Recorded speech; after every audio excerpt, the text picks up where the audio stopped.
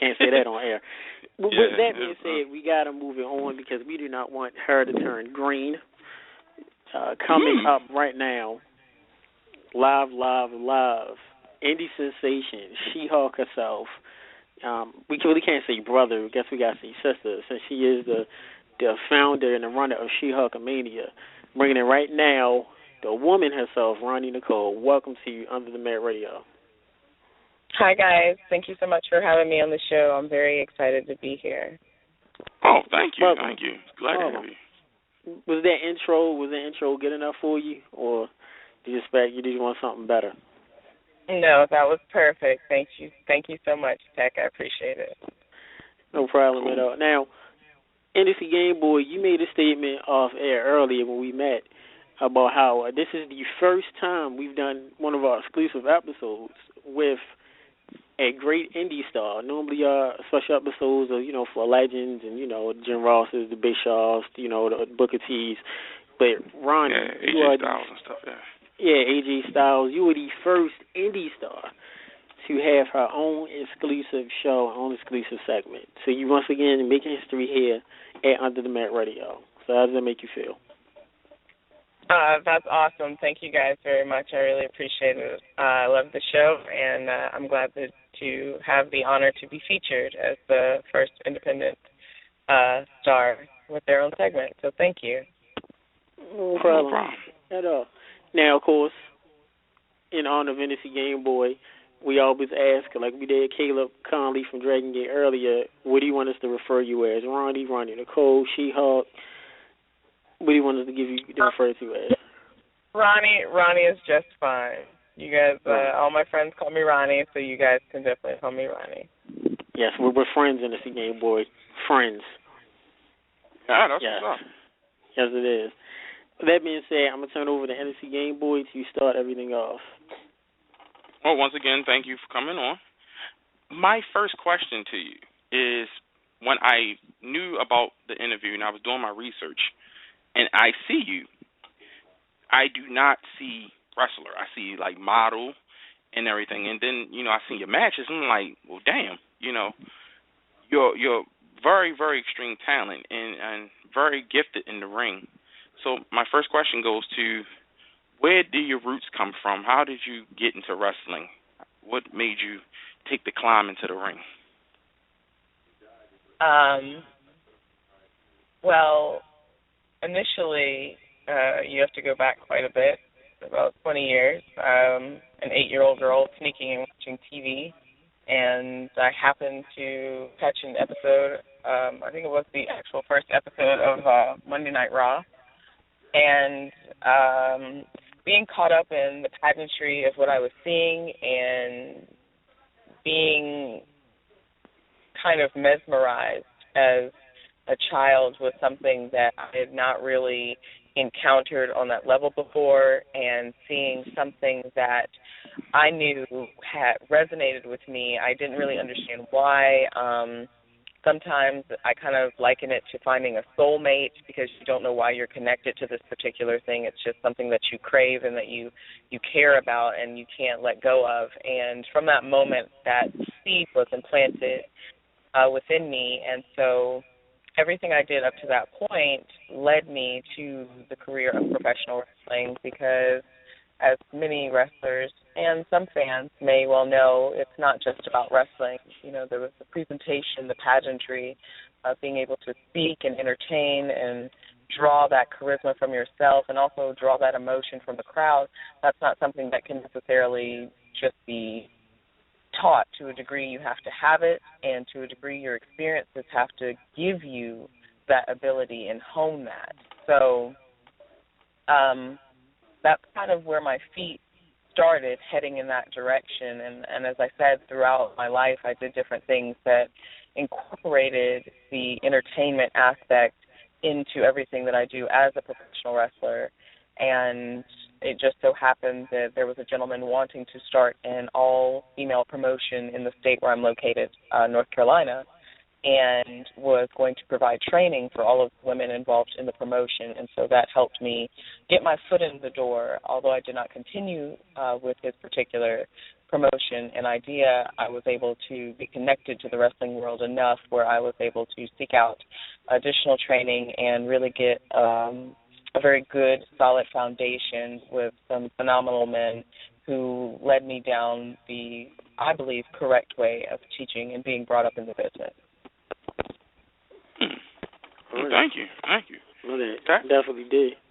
Now, what challenges, Roni, did you succumb when you made your decision to become a professional wrestler?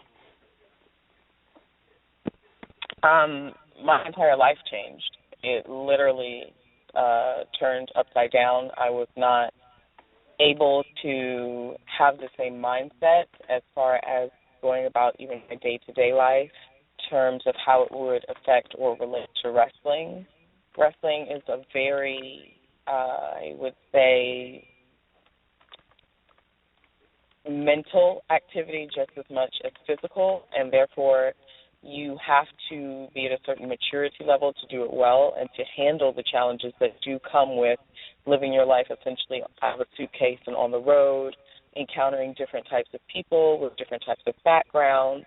You know, not everybody came out of the womb and went into wrestling. Not every single one of us had that opportunity. And so in our alternate lives, we're different people entirely for the most part. And so being able to deal with that aspect of wrestling as well as the lack of training of people that you may encounter or the different styles of training that you may encounter, the different styles of wrestling that are more appreciated in some areas rather than others, you know, it does vary by region. And so having to essentially navigate all of these different waters is something that any wrestler, you know, seeks to do well, but there are particular challenges that are exclusive to women, just as there are particular challenges exclusive to men. And then there are particular challenges exclusive to minorities in wrestling and female minorities in wrestling. So there are different levels to what you encounter based on your own personal experience. And I wouldn't trade any of my experiences or this path at all because everything is leading to my ultimate goals, and every experience that I'm having and challenge, whether it be something that builds me up or attempts to break me down a bit, it's something that's going to shape me to be the best professional wrestler there is. I like her giving nice detailed answers. Definitely enjoy that. With you wrestling, talk about your gimmick, She-Hulk Mania. Let the viewers let us know, and let those listening live and that's going to listen to the archive versions of this. How did you come up with that, with She-Hulk Mania and the nickname She-Hulk? That was kind of given to me and evolved over time. I really didn't have a gimmick, so to speak, when I initially started wrestling. I was more concerned with learning how to wrestle well, and as my trainers told me, you know, there are multiple things that come into that. So you do need to be something, be something memorable, be something that will be memorable. So the comment was made about hulking out, and I always kind of had an interest in comics and comic books, and so in looking at the flip side of the Hulk, the She-Hulk, she and I are similar in certain ways. In my personal life, I'm very private, and I don't really talk a lot unless I know you very well, and I don't generally spaz out unless you push me. And so that's a little bit similar to my wrestling style. You know, I was very timid when I first started training. It took a lot out of my trainers to get me to be aggressive, and so that in itself was the evolution of me realizing how much the character and myself had in common. And, the gimmick is still in development. There are still things that I want to do with it and layers that I want to add to it to make it even stronger. But that's what I feel is great about any good, lasting, memorable character is that you never know what you're going to get. And as you can see the development from A to Z, you'll see that change, that progression within the character and within the person themselves. All right. NSC Gameboy? Now, I want to ask you something. You being a black woman and a strong black woman at that, how is the hurdles for dealing with the black community, like your friends, your girlfriends, your family members who watching you, growing up, wanting to be a wrestler, now becoming a wrestler and a successful wrestler. How was the support? Did you get a lot of bad feedback? Did you get a lot of good feedback? How was it? Because it's very rare I see black women such as yourself, overcoming those odds and sticking with the business, because it's so demanding. So how was it for you?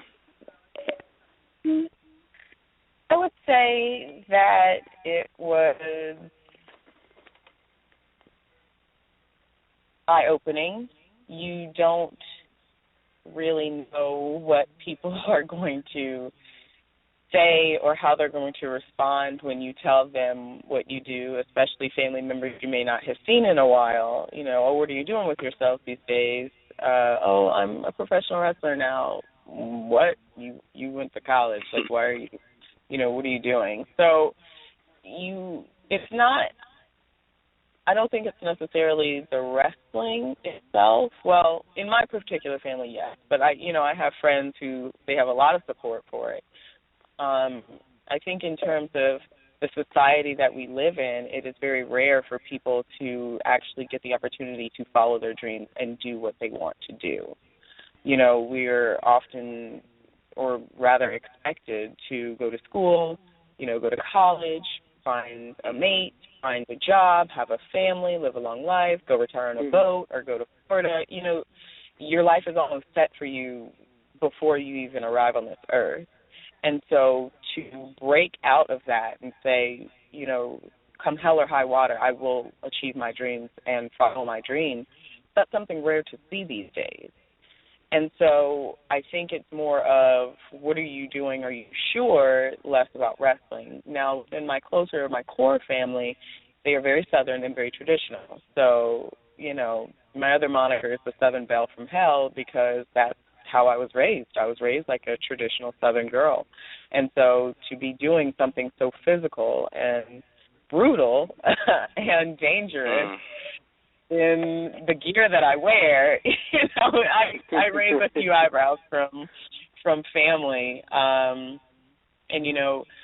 they, though, have chosen to support me through it because I've shown that my dedication is not something that is just, a hobby or a flash in the pan. This is my career. This is what I've dedicated my life to. And so it was essentially get on board or get off, because I understood the fact that committing to something and dedicating yourself to it that seriously is going to cause you to possibly be alone and to have to walk that path with very few people or not as many people as you may have once walked with. And I just resigned myself to being okay with that, because at the end of the day, my dream is mine, and I'm going to have to live it. Nobody else is going to make this happen for me, and I don't want to be, 80, 90 years old wishing that I had followed it and wishing that my bones hurt from, doing crazy stuff in the ring and not just old age and living a boring life. That's a good. That is a good fucking answer. Let me chime on it. There is very, very few people that really go out there and live their dream. And the reason I really love your answer was the fact that you gave the illustration about being 90 years old and looking back. People who live their dream, they're usually the most relaxed and happiest people that you ever come across because they live with no regrets. And no matter how demanding your job is, if you grow up and wanted to be a cop, well, guess what? You might became a cop. If you want to be a firefighter, or you want to go into the Army or the Marines or Navy or Air Force. Each of these jobs is demanding physically. And being a performer, being a wrestler, that circle of friends that you have, yes, I understand the alone chapter, because a lot of people wouldn't understand about why you took in this decision. But at the end of the day, you have chosen your happiness over opinions. And that's something I feel that's really missing in our society nowadays.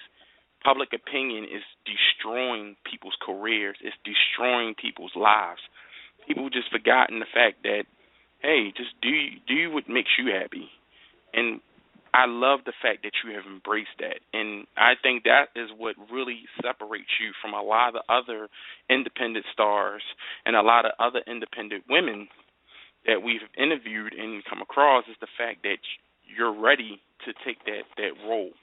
That's a beautiful, beautiful trait. And I think that's probably one of the most influential traits that you're probably going to acquire on your long road of success, because a lot of people I've come across have not found that happiness, and they probably are. They wealthy, they are good at what they do, but they have not found that happiness, and you have, and that's truly to be commended.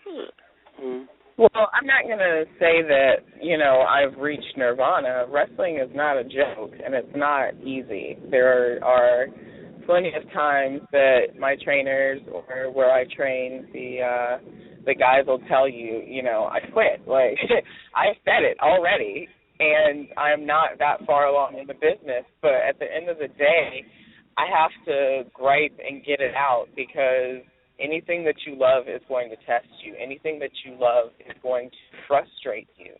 And to clear, it is not wrestling itself that frustrates me.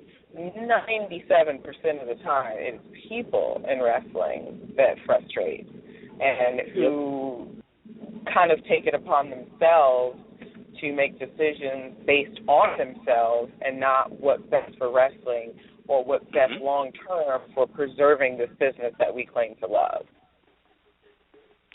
Right. And one thing is for sure, we can say with Roni, you're being alone, doing something that you love and feeling alone at times. We know what that's like. One thing, Roni, you do emphasize well, which a lot of not just female wrestlers or indie wrestlers, female, even known wrestlers we've interviewed on this show, at shows backstage, you're able to clarify why you got in the business and clarify why you love what you love. And a lot of people starting off, definitely specifically indie wrestlers, the boys and the girls, can't really give you a reason of why they did it, or even give you an explanation of what their character is or what they're gearing towards. So the fact that you already have a clear conscience of your character and what you're doing, that says a lot about you as well. Well, thank you. I think a lot of times people fly into making decisions without thinking them through, and if they do think them through, they either don't plan all the way or don't care about the consequences. I'm the type of person in my, regular life that I plan everything. Anyone who travels with me or has been on a trip with me, I will make you an itinerary. We will have a schedule. I will put it in a cute notebook with a boat on it. Like, I will plan everything down to the T. And so when I decided I was going to do this and make this my life, I made my 5, 10, 20-year out plan. I decided what I was going to have to give up in terms of how I was living my life and who I was willing to lose, because I've had people who I thought were my friends tell me that I've changed and tell me that I'm Hollywood and tell me that I'm this and that. And to be frank with them, I'm not shit. Like, I don't claim to be that. I'm just out here trying to live this dream and make it work, and I want to do it the right way. And so if that means I have to cut you out of my life because you're wasting time that I could be training or doing something that will market or brand myself, or learning something new, studying film, going to shows, training in the gym. There are things that I could be doing with my time that, I would rather do now. And if that causes me to lose people along the way, or situations aren't presented to me anymore as they once were before, okay, because the sacrifices that I'm making, they're not, in my eyes, really sacrifices, because I'm gaining so much from wrestling. Wrestling has taken me all over the United States. It's taken me international. I'm meeting people I never in a million years thought that I would get the opportunity to meet, and I'm getting opportunities that I didn't think I would have, especially as a black woman of my stature from the South. That just didn't cross my mind that it would be an opportunity. And so I'm very grateful and blessed and feel fortunate that despite it not being a crystal stair, this is a road that is beautiful and rewarding at the same time. That's very Yes, it is. Roni, of course, you have a lot of fans. And had fans hit me up since we done promoted and said you was coming on. How was it wrestling? A couple fans questions. A fan by the name of Cummins N14, the best. You went against, and this is a match me and NSC Gameboy watched before gearing up for the show. You went against somebody named Mr. Sleaze. I remember that match. And to talk about that match, we, as a Gameboy, you saw the guy was, sleazy and gyrating and wrestling, and you going wrestling against, of course, a guy. So if you can talk about that match, we wanted to ask you about that as well as a couple of fans. Big shout out to Mr. Sleaze. He was definitely a fun one to get to interact with. Yes, our match was at Fireball's Grindhouse, and hello, Fireball. Hope you're doing well. Love you.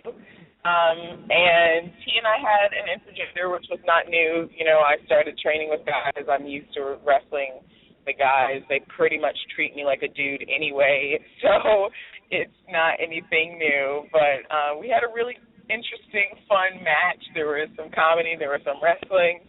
There was a pretty dangerous cannonball that he gave me in the corner. So, it was a lot of fun. And, Fireball's Grindhouse is a different type of wrestling show. You get music, you get the burlesque, you get the wrestling, you can drink, everyone's milling around, having a great time. So it's more of an adult kind of party environment. And that's always cool to be able to do something that I love in different types of wrestling environments.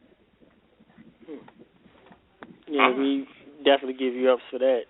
I saw that we saw that match. We were laughing and was like, wow. Of course we here. We're not really for kids, and I know we have for kid fans. Shout out to the kids that are listening.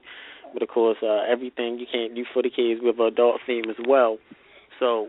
Of course, it's good to see Fireball's Grindhouse show, and shout out to our good buddies from California, Hood Slam with Khan, where they have like other adult theme wrestling, geared towards adults that's totally different than what you see on TV.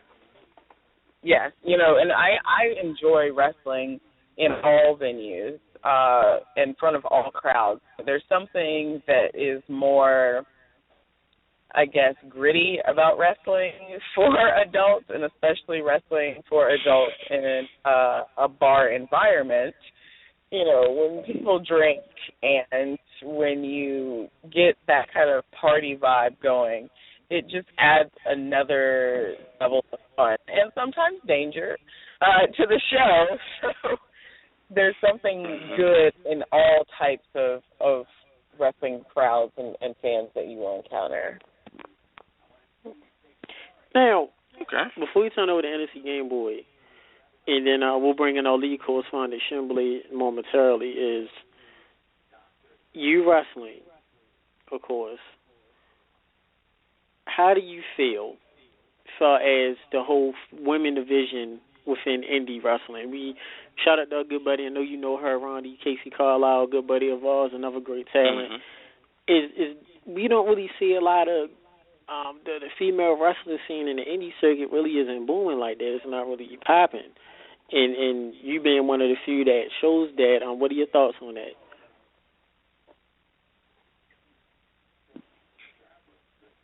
Oh, hello? Okay. I would have to just, did you say it wasn't popping? Because if that was the case, I would have to disagree with you. I think this is a really strong, phenomenal time for women on the independent scene in terms of wrestling, just because of what the upper levels have been doing with their women in their divisions. You know, in an actual sense that does work, wrestling is somewhat trickle-down economics. But everything that's happening in NXT, and even a bit with the Divas Revolution, you know, with knockouts at TNA, it's definitely a time where women are getting more leverage and opportunity to showcase what they can do. Now, in terms of time, I can remember specifically a time where it was hard to find a lot of good quality wrestling promotions that were putting on good quality women's matches. You know, there were a lot of young ladies who may have not needed to be in the ring because of lack of training or lack of experience or, you know, whatever the reason. The climate of independent wrestling has changed drastically. And I feel like that's such a great and positive thing because it shows young girls who are coming up in the business that there is a place for you. And although you may not have some of the same challenges that our veteran counterparts had, you will still get your opportunity in this business. And I think the time for that is prime and is very right. You know, one of the shows that I can think of off the top of my head, Queens of Combat, they always have a phenomenal card stacked top to bottom with some of the best top and indie names that go out there, and these girls bust their butt and try to make sure that you understand that regardless of male or female, quality wrestling can be had by all. Mm-hmm. So thank you for that. You do agree. You do agree with that.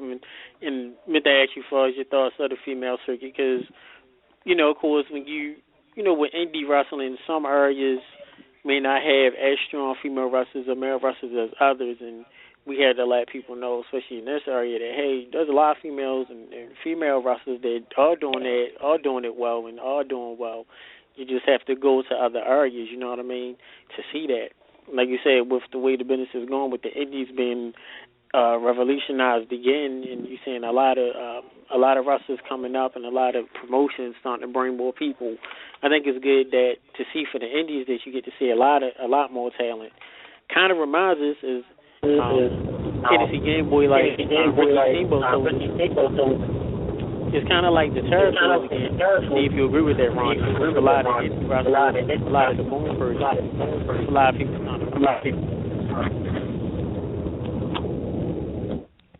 Are we getting some feedback? Yeah, we're getting feedback. Ronnie, you still there? Yes, I'm sorry. I was having some phone issues. Oh, okay. That's fine. Is there a question? Was there a question that I missed? No, he was elaborating your point, actually. But I do have a question. My question to you is that when you were training, what was the hardest thing for you to really get over the curve? What was the hardest thing in training that it took, for you working with your character and building yourself in the ring? Or maybe still a hurdle for you to this day that you haven't really mastered? I think the hardest thing in the training process for me was worrying so much about hurting my opponent and not understanding that, we are trained for a reason. So if you step into the ring, that is signifying that you were trained to do this. If you misrepresent that, the responsibility falls to you to correct that situation and rectify whatever the consequence of that is.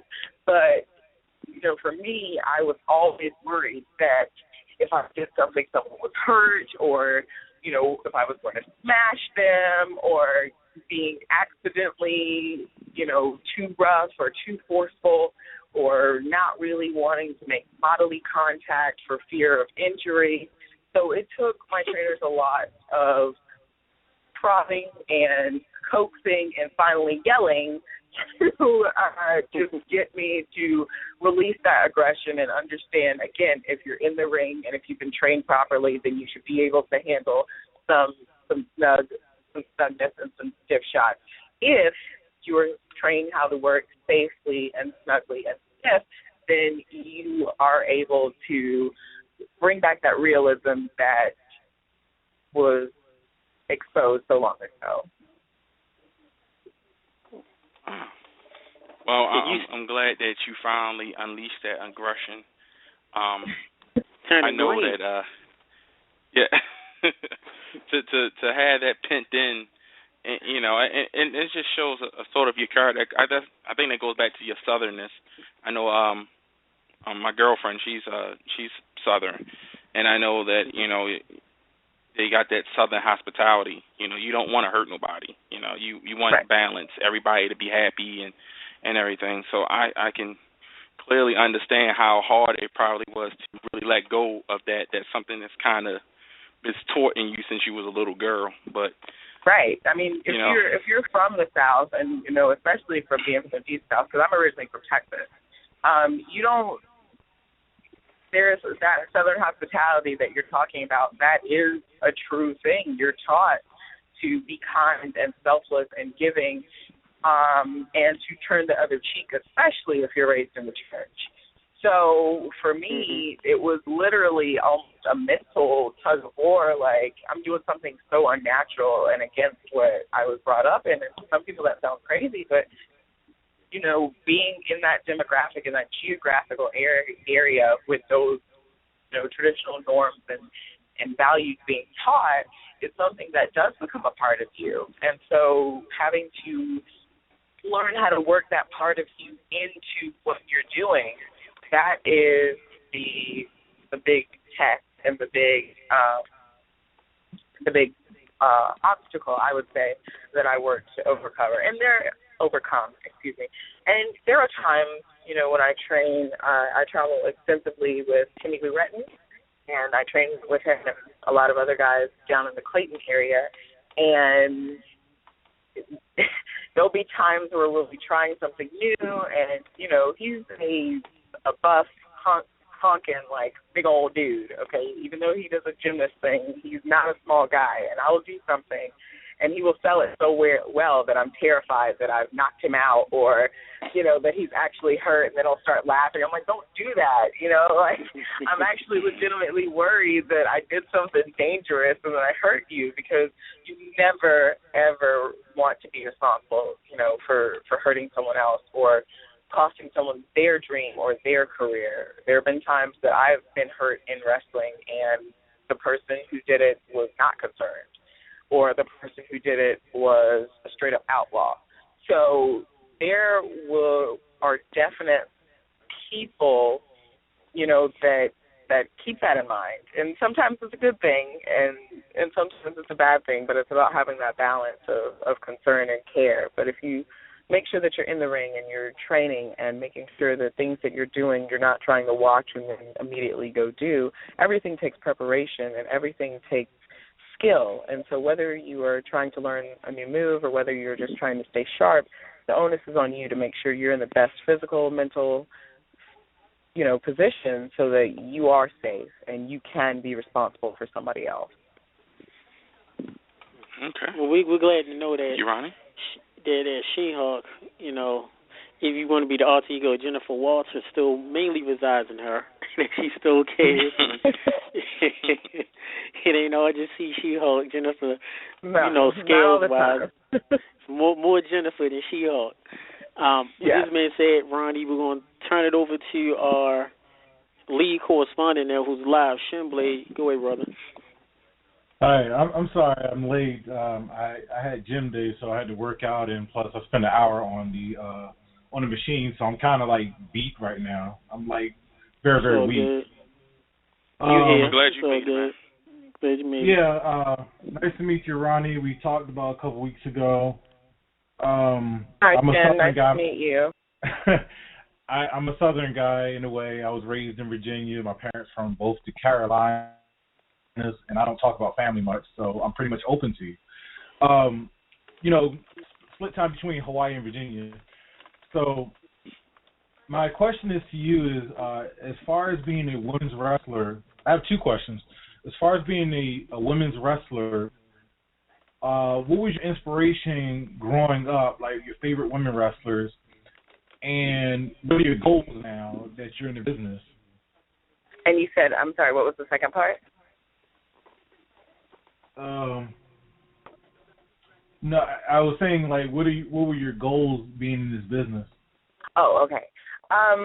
Growing up, actually, because I wasn't allowed to watch a whole lot of TV growing up, I was only allowed to catch Raw and Spurt. And so my wrestling love originated with men. And as strange as that sounds, I just fell in love with what I was seeing that was coming from guys. It wasn't until I started doing my own research that I truly began to come into my womanhood in wrestling.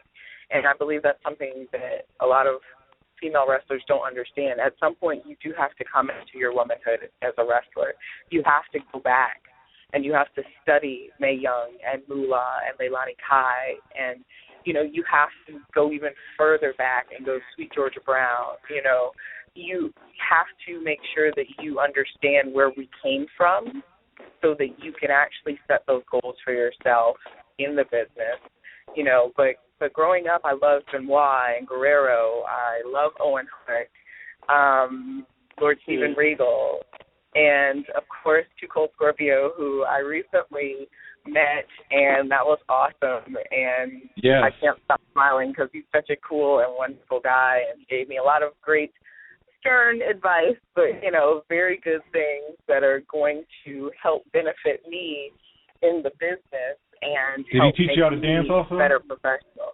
No, I can listen. I'm a dancer. Like, I grew up classically trained, so the club trained me some other ways. So, I can hold my own when it comes to she we didn't flash funk it, no.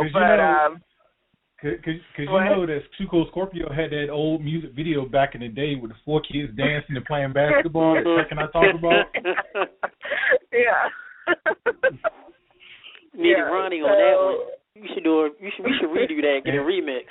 Yeah, he should do like a 2015 reboot and put me in it. That would be awesome. Yeah. I definitely will twerk better than that girl who was trying to twerk upside down. That was hilarious, though. He also taught Bagwell how to dance, too. I actually met Mr. Bagwell a few months back at a show, NCWA, and where was that show? In Clayton, North Carolina. Big shout out to Louis Moore. He runs an excellent promotion and an excellent show. Always wonderful old school cards stacked top to bottom. But he was really kind and very funny, and he's best. So that's cool. But to answer the second part of your question, my goals within the business initially just to make it, to accomplish my dream, to become a professional wrestler. And then long term, to take over the wrestling business. And, when I say that, people look at me funny and ha, but people who know me know how serious I am about that. I want to be my brand a part of wrestling eternally. I don't want to be one of those things that comes and go. You get maybe a top 10 video and that's all you get because their career didn't influence and change. With wrestling comes the responsibility and the platform of entertainment where you can also help people.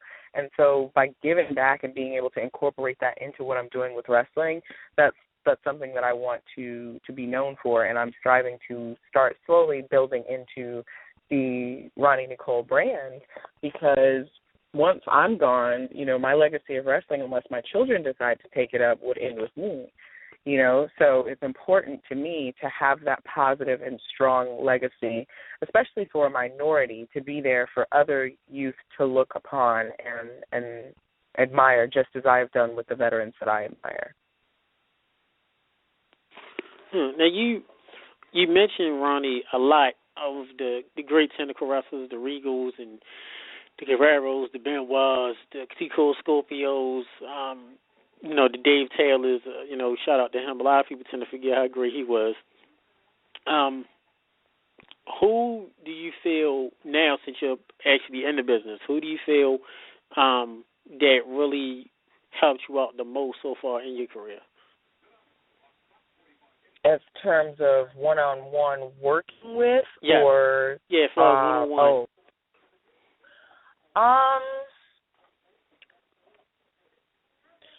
It's not just one person. It's been being able to go different places and see and learn and be in locker rooms with a lot of veterans who have been helpful.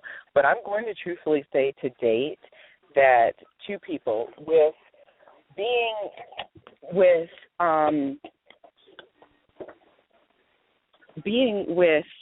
able to work with ECW's Chili Willie in the ring and have him help me bring out my aggression and help me be stronger when it comes to just going with the flow in terms of wrestling and in terms of skill and just knowing my body and just knowing how to move and how certain moves go.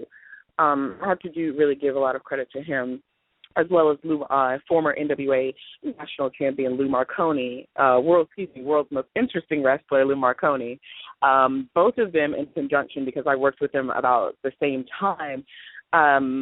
Between the two of them, they are ridiculous. They had never met each other, and Chili Willie had just returned back to the country briefly.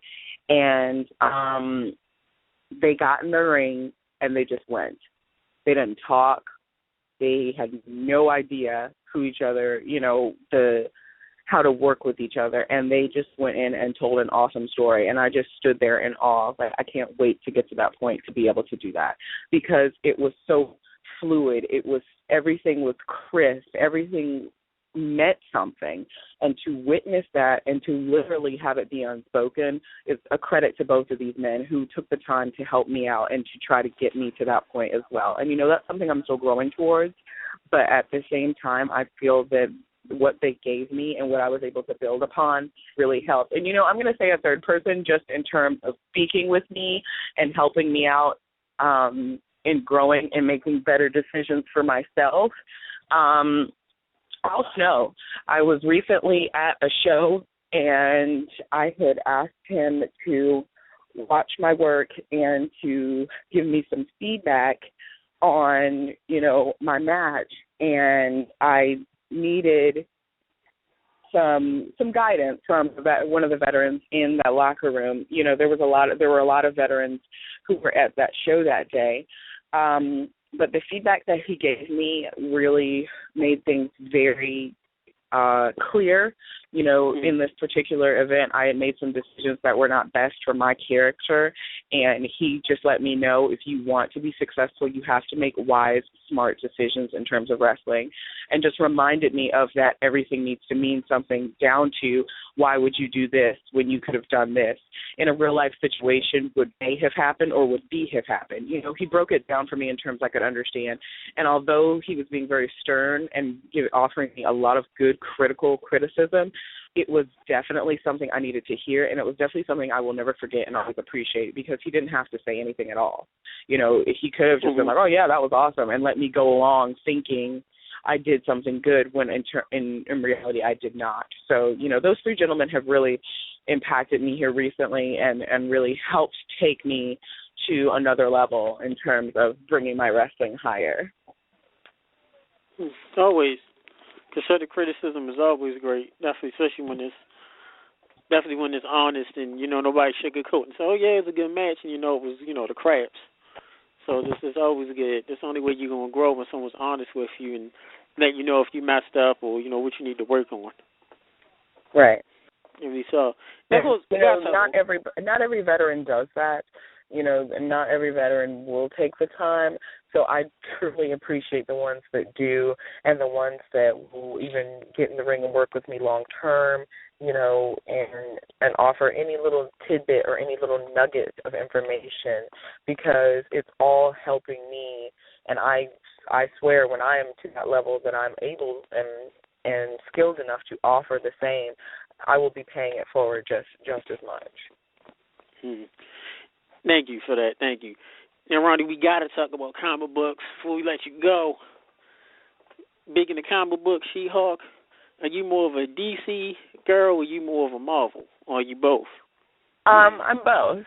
I'm both. I'm not gonna put one brand above another, because both of them have unique similarities and differences. No, I truly like both. I bought the encyclopedias for both a couple years back from Barnes and Noble, that the ones that are like 2 inches thick, and have all the characters in them and everything. But I can't say one's better than the other, because both have so many cool and interestingly written characters. So you can't make me choose, guys. Don't make me choose. Well, I mean, her name is She-Hulk, guys. So therefore, by default, wouldn't it say she would be more privy to the Marvel? Because, I mean, when she wrestling, she got She-Hulk. She represents Marvel everywhere she go. Yeah, but I still love DC, so yes. you can't just label me as one, even though my moniker is the She-Hulk. Now, okay, well, I have a question. If you give me a moment, I would like to ask you, out of the Marvel and DC brands, which movie do you enjoy? Do you enjoy the DC movies or the Marvel ones? And whichever brand you do enjoy, which one really is your favorite? Oh gosh, why are you guys still trying to get me to choose between the two? Like, I feel like it's still the same question. That's how we do. I mean, I'm gonna have to say that right now I'm loving the Marvel movies a bit more. Told you. I did not super care for Green Lantern. Nobody did. I did not. I didn't super like that one. I wasn't a big fan of Jonah Hex either, even though I liked Jonah Hex character. Was. I still haven't seen the movie, so don't. But then they had V for Vendetta and Watchmen and Red, and I really liked those. So, but on the whole, I'm gonna have to say the Marvel movies are the ones that I more gravitate to right now. Because I mean they're killing it, and there's not much you can really say about that. So, but to answer your question of the Marvel movies that I like the best, Fantastic Four. No, I'm just picking around. No, I love Avengers. That's awesome. Thor, of course.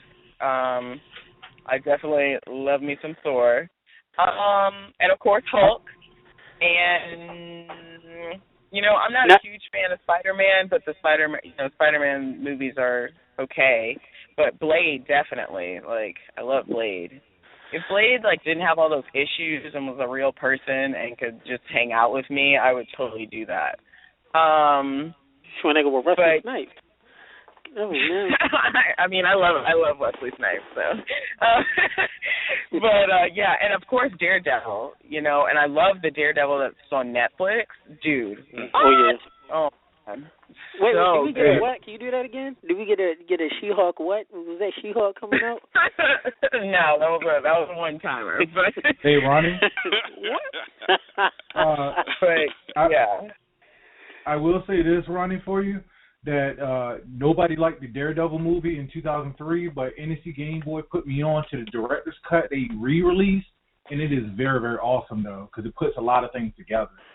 And I just watched that over the weekend, and it has like Coolio in it, and Oh gosh. hey, don't downtrodden Coolio on this one because it worked. I'm about to say it's actually really good. Yeah. I'll check it out. Now, I'll definitely check that out if I could. Even I had met Colin Farrell a couple years ago in Virginia. I met him, and what's funny about Colin Farrell, because he was Bullseye in the movie, is that you could not mention Daredevil around him, but he would rather prefer you mention his sex tape that he had, that just came out recently in 2006.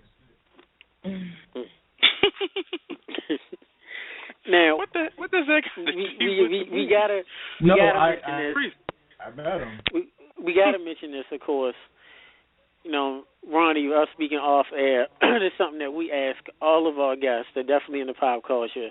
We ask Kenny Omega, AJ Styles, other people. Ronnie, then make it publicly known: Batman or Superman?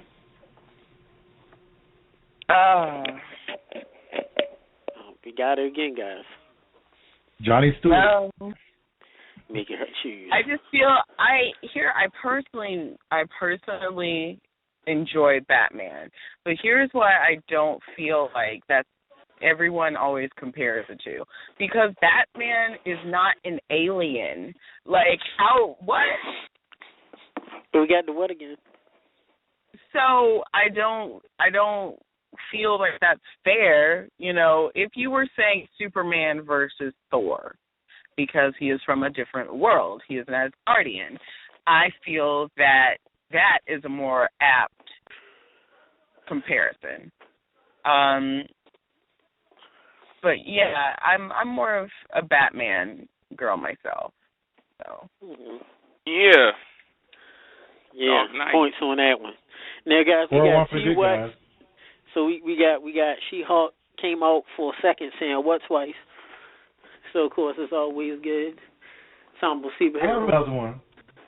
Now, of course, Marvel is killing it in the movie industry, but of course TV, got to give the nod to DC with, you got Gotham, you got Flash, you got Arrow.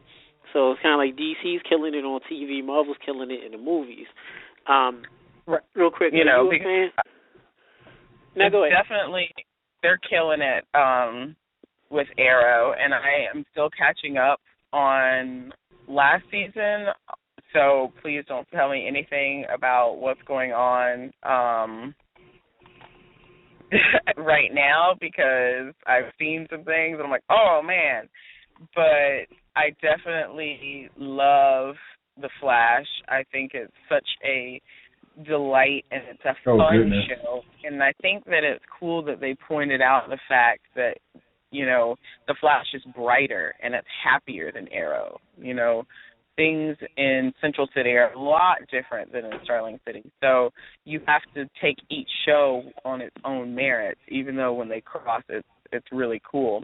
And, I'm excited to see Supergirl. I think that's going to be really, really interesting. And then they've got Krypton in development, and I think it's going to Sci-Fi. I was reading something about that earlier. So yeah. I'm interested to see what else they're going to do.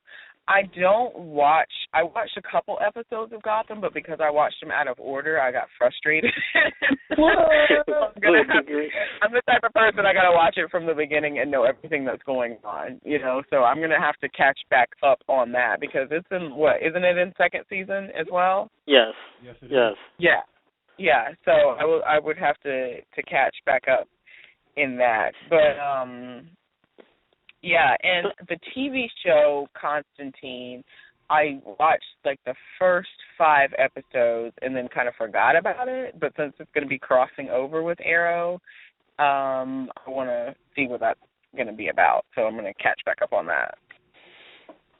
Yes. Well, now she said she got frustrated watching Gotham. So does that frustration mean She-Hulk came out? Because it takes a while for this She-Hulk to come out.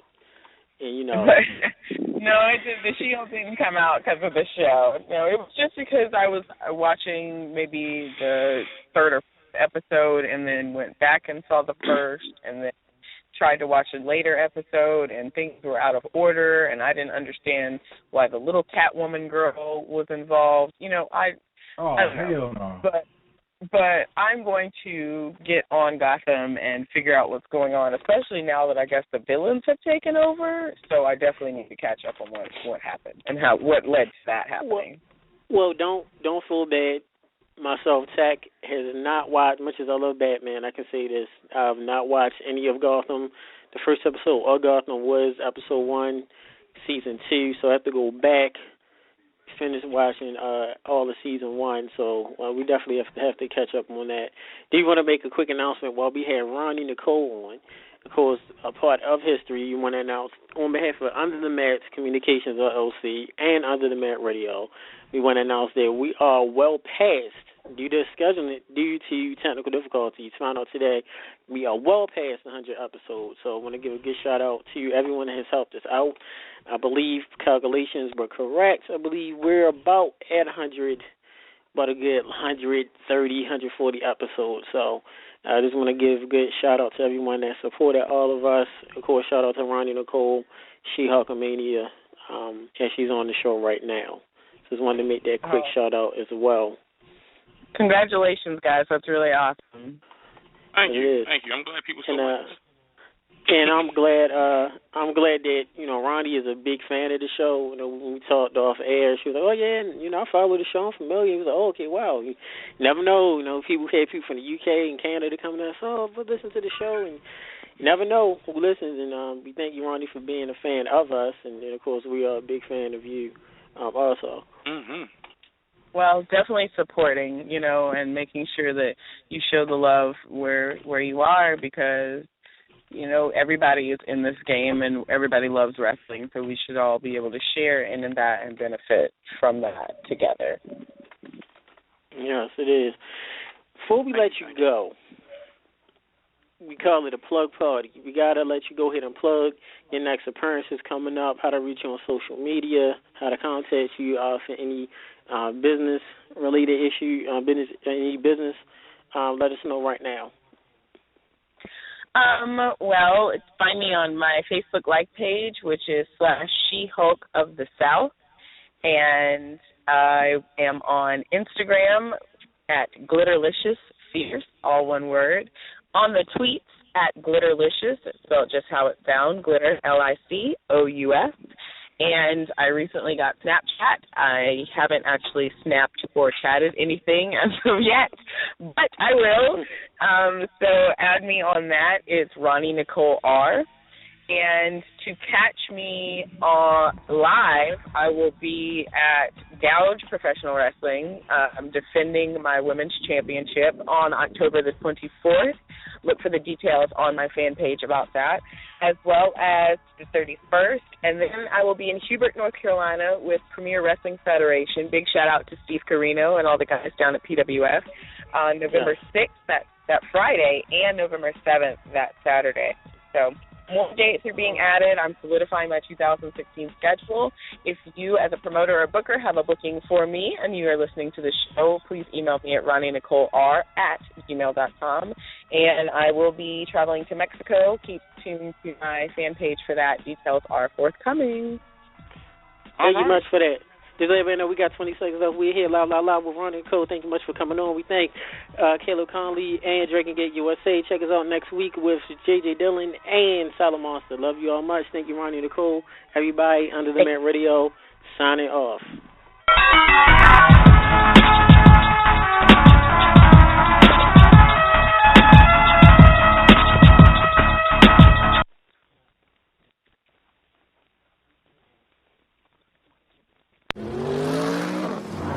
That isn't just the sound of the 2015 Mercedes-Benz CLA expertly accelerating out of a hairpin turn. It's the sound of opportunity.